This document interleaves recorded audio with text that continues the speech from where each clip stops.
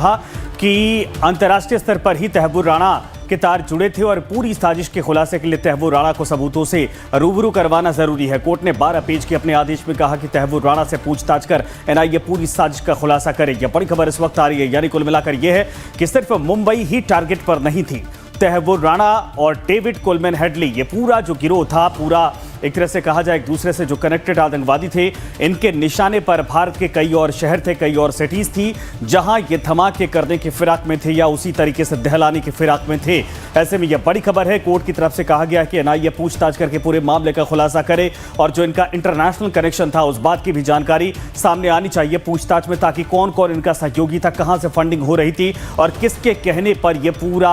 Plan रचा गया था, साजिश की गई थी भारत के खिलाफ। यह बात साफ होनी चाहिए। बड़ी खबर, दिल्ली पर मुंबई जैसे हमले की साजिश थी, यानी मुंबई पहले टारगेट पर जहां धमाका किया गया था, उसके बाद दिल्ली, देश की राजधानी दिल्ली को भी दहलाने की फिराक में था तहव्वुर राणा। यही कारण है कि वो उसने कई शहरों का दौरा किया था, जिसमें दिल्ली भी थी और आगरा समेत और मुंबई समेत कई शहर थे जहां पर इसने दौरा किया था और हर जगह की रेकी करने के बाद इसने प्लान बनाए थे। यह बड़ी खबर इस वक्त आ रही है। तहव्वुर राणा से पूछताछ में यह बड़ा खुलासा, दिल्ली पर मुंबई जैसे हमले की साजिश की फिराक में था तहव्वुर राणा। और आपको बता दें कि पहले मुंबई, उसके बाद दिल्ली पर धमाके की यह साजिश का खुलासा हुआ है। प्रशांत हमारे साथ, हमारे सहयोगी जुड़ गए हैं। प्रशांत, वाकई में एक एक करके परतें खुलती जा रही हैं। 17 सालों का इंतजार। सोचिए कि मुंबई धमाके में जिस तरीके से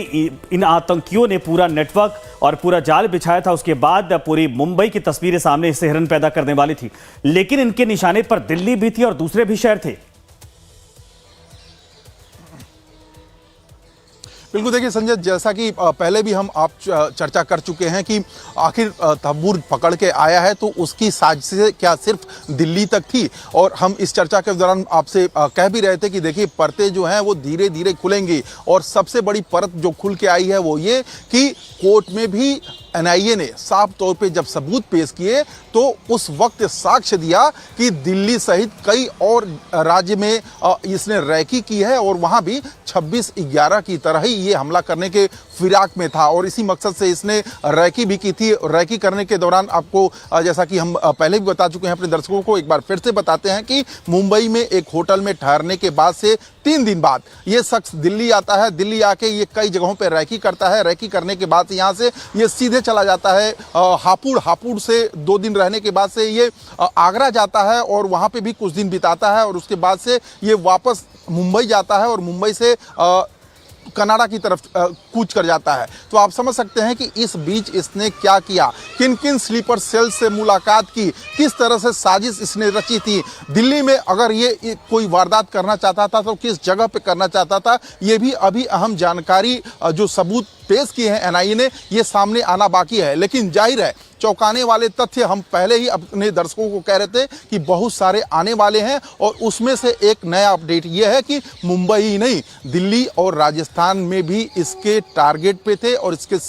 स्लीपर जो सेल हैं वो एक्टिव हैं। जाहिर है जब से ये पकड़ा गया है उसके बाद से ये शुरुआती समय में अपने को इन बातों से इनकार करता रहा है, लेकिन जिस तरह से लगभग 17 से 18 साक्ष्य कुल कोर्ट के सामने एनआईए ने दिए हैं, उसके बाद से मामला साफ होता जा रहा है कि इसका इरादा सिर्फ मुंबई नहीं बल्कि बाकी अन्य राज्यों, अन्य जगहों पे भी था, जिसमें दिल्ली खास तौर पे इसके टारगेट पे था। अब जाहिर है लगातार एनआईए इससे पूछताछ कर रही है और पूछताछ के बाद से और बहुत सारे जो खुलासे हैं वो सामने आएंगे। हालांकि उसकी तरफ से हेल्थ का हवाला, स्वास्थ्य का हवाला बार बार दिया जा रहा है और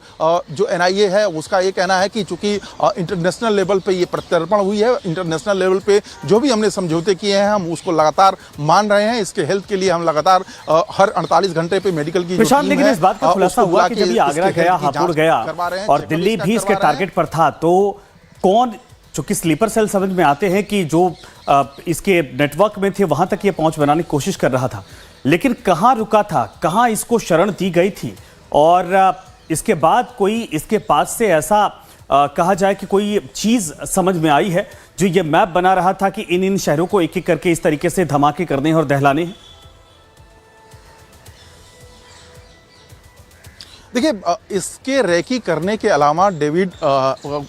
हेडली के भी रैकी करने की बातें हम अपने दर्शकों को बता चुके हैं और कुल 8 बार हेडली ने भारत का दौरा किया था और उस वक्त उसने 1-2 बार नहीं बल्कि कई दर्जन बार इन 8 राउंड में उसने राणा से बात की है, तहव्वुर राणा से, और उसने भी रैकी करके इंफॉर्मेशन लीक की थी, बहुत सारी तथ्यों को जुटाया, बहुत सारे आंकड़ों को जुटाया और जाहिर है जिस तरह से लगातार साक्ष्य सामने आ रहे हैं उसके बाद बात है कि और तमाम चीजों को लेकर साफ करने वाली है पूछताछ में। धन्यवाद इसमें तमाम जानकारी के लिए बातचीत